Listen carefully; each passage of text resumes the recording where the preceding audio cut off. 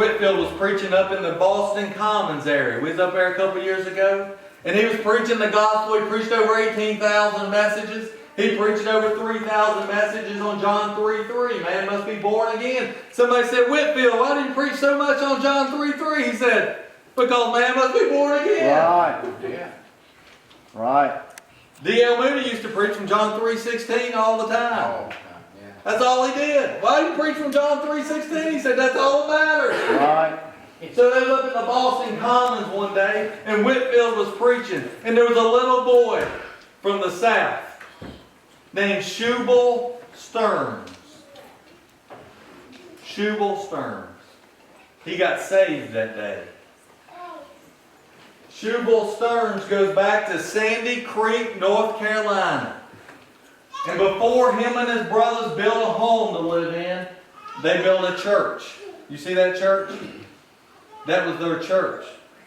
We had a service in it just a couple years ago.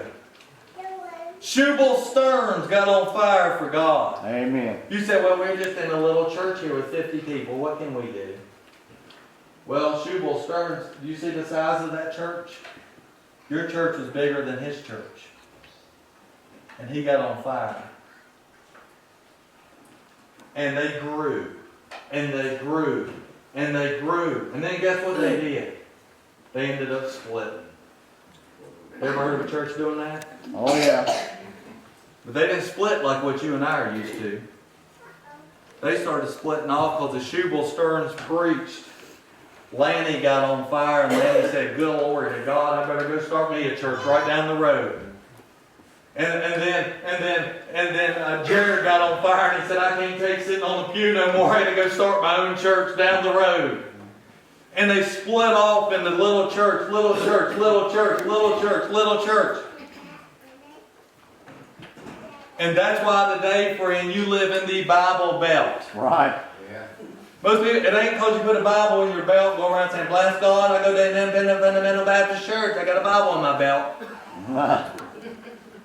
It's because Shubal Stearns came to North Carolina. Their church got on fire. People started believing, starting their own church in North Carolina, South Carolina, Alabama, Mississippi, Tennessee. And that's why it's called the Bible Belt. Amen. And I've been right in the middle of it. And about Anderson, South Carolina, a few years ago, we had a church of about 800 people. And glory, good night. I didn't know what was going on in that place. But they loved Jesus. Amen. Virginia is on the top of the Bible Belt, and I would even say today, we're no longer in the Bible Belt. Yeah. I'd say you have to start at Tennessee, you go to Kentucky, Alabama, Mississippi, Georgia, South Carolina, North Carolina. Yeah. But that's how the Bible Belt came about. Is one man got saved. One man got on fire. One man started a church. He fired everybody else up. They started their own church. That's why you live in the Bible Belt today.